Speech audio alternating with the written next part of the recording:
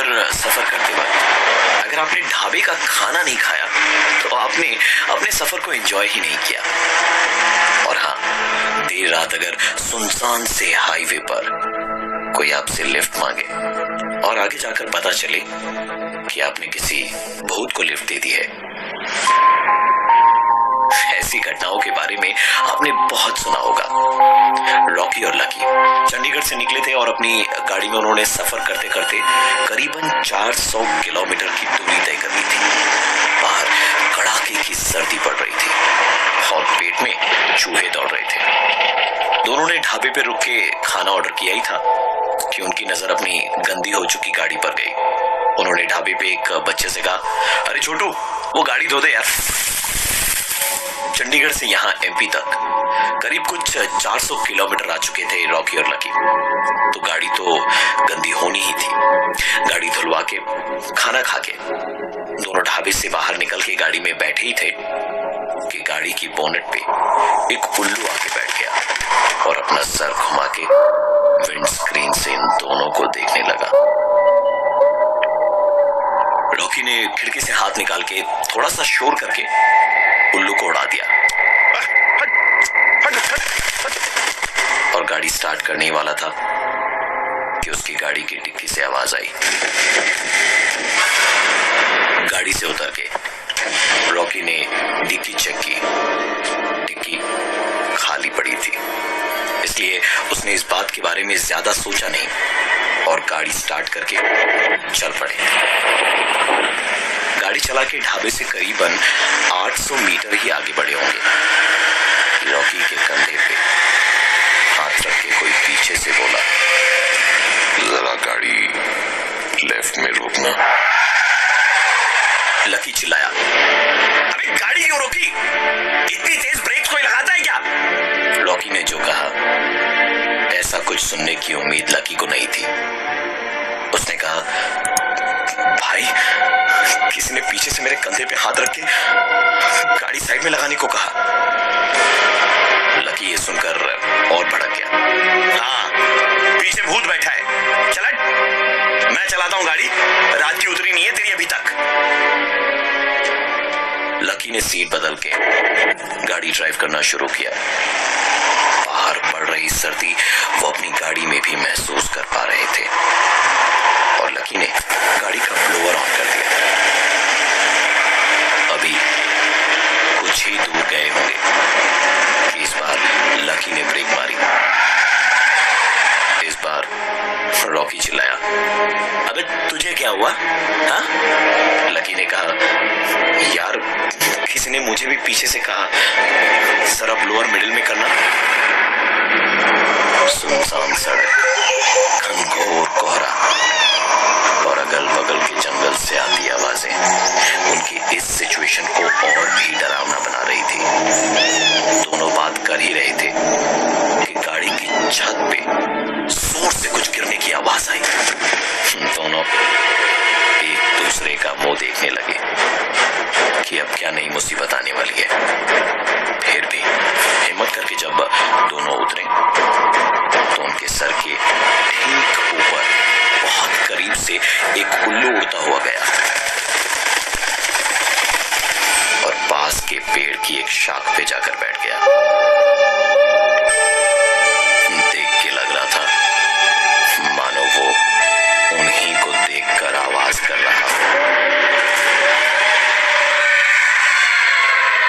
उल्लू से ध्यान हटा के जब गाड़ी की छत पे देखा तो वहां गिरा हुआ तो कुछ नहीं था, पर गाड़ी की छत पे एक टेंट जरूर था। दोनों की समझ में नहीं आया कि ये हुआ क्या था, लेकिन बिना ज्यादा दिमाग लगाए वो वापस अपनी गाड़ी के अंदर जाकर बैठे ही थे कि इस बार आवाज पीछे से आई। दोनों ने हिम्मत कर दोबारा गाड़ी से निकल के देखा तो ठीक पहली बार की तरह ही गाड़ी के पीछे वाले हिस्से में भी एक टेंट था, लेकिन वहां गिरा हुआ कुछ भी नहीं था।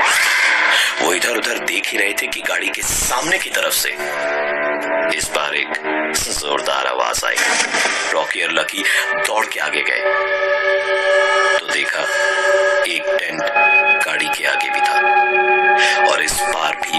आसपास कोई नहीं था। वो ये सोच ही रहे थे कि ये सब क्या हो रहा है कि तभी गाड़ी की छत पर आकर वो उल्लू बैठ गया। दोनों की समझ में नहीं आ रहा था कि आखिरकार ये सब हो क्या रहा है। उन्होंने तुरंत गाड़ी में से अपने बैग और पानी की बोतल निकाली और अंदर जंगल में भागे। करीबन 200 मीटर ही गए थे कि उनकी सांसें फूलने लगी। रुक के हांफते हुए पानी पीने को बोतल उठा के मुंह ऊपर किया ही था कि देखा ऊपर की डाल पे वही उल्लू बैठा हुआ था।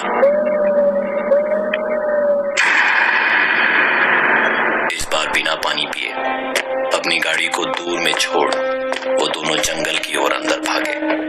थोड़ी दूरी पर उन्हें एक बल्ब जलता हुआ दिखाई दिया। उस रोशनी की ओर जब वो आगे बढ़े तो देखा कि इस घने जंगल में वहां एक छोटा सा मकान था। रॉकी और लकी को ये चीज अजीब लगनी चाहिए थी, लेकिन वो इतने डरे हुए थे कि ये रोशनी भी उन्हें बहुत कंफर्टेबल फील करा रही थी।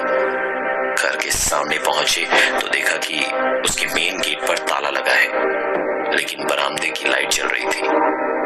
इसलिए उन्होंने सोचा कि क्यों न रात यहीं सीढ़ियों पर बिता ली जाए और सुबह जब थोड़ी रोशनी बढ़ेगी तब देखा जाएगा।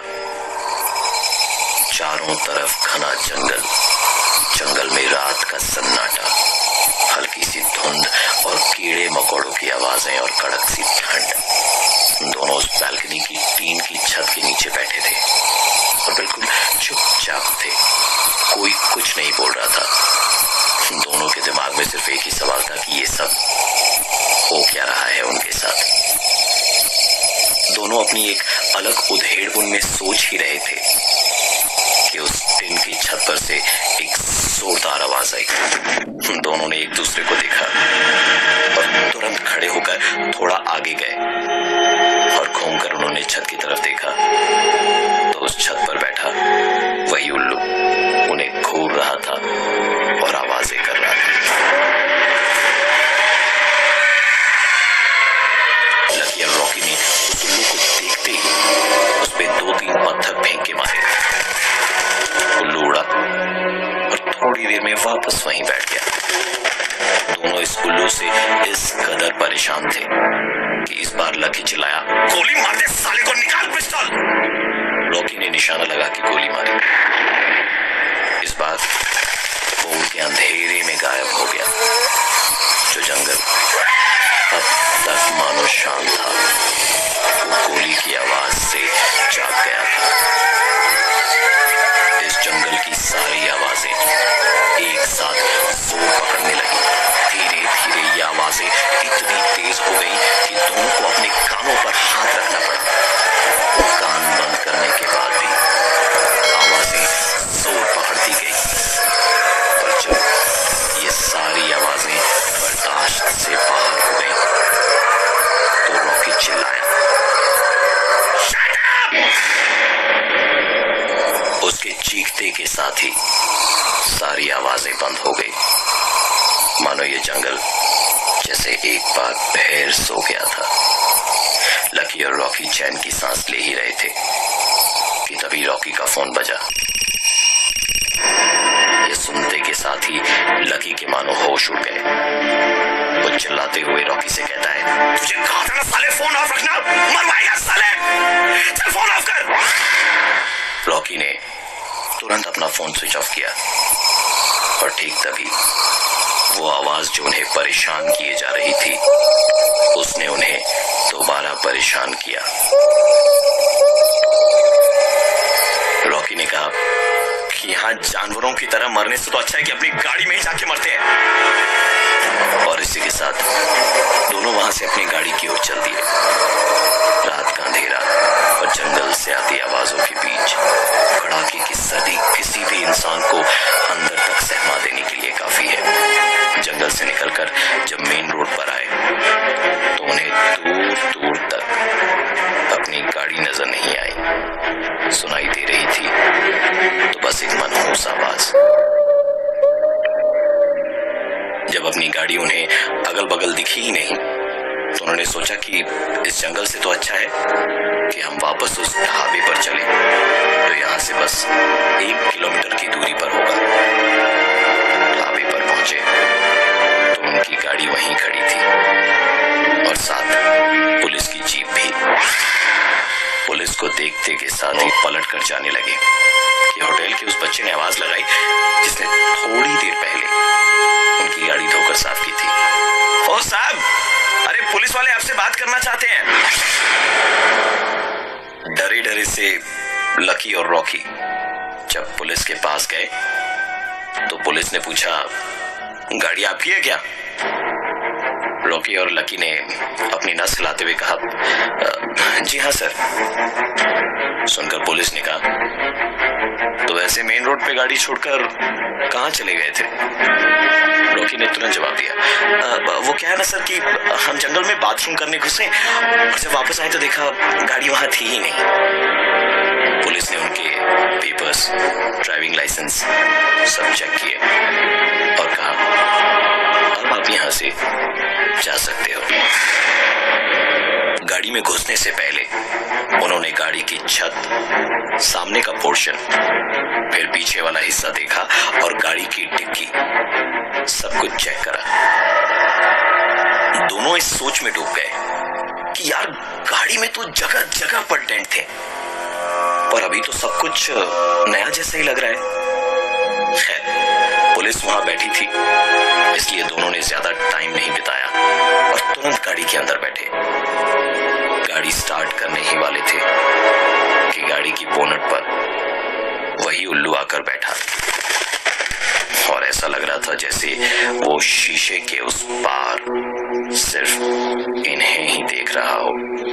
रॉकी ने उसे भगाने के लिए गाड़ी के वाइपर्स चला दिए, पर फिर भी वो वहीं बैठा रहा।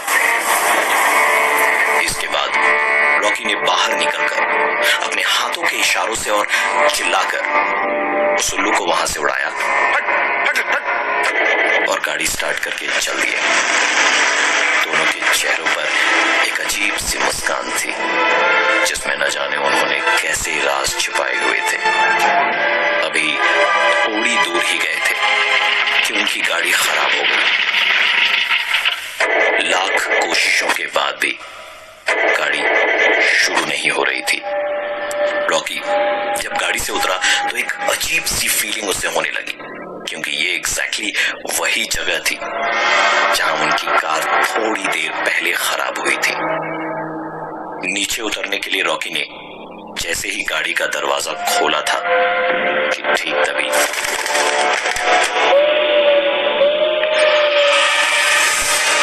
ये देख उसकी हालत और भी ज्यादा खराब हो गई थी और वो तुरंत कार में बैठकर कार शुरू करने की कोशिश करने लगा। उसकी सारी कोशिशें जब बेकार हो गई तो सुबह तक इंतजार करने के अलावा उन दोनों के पास और कोई ऑप्शन नहीं था।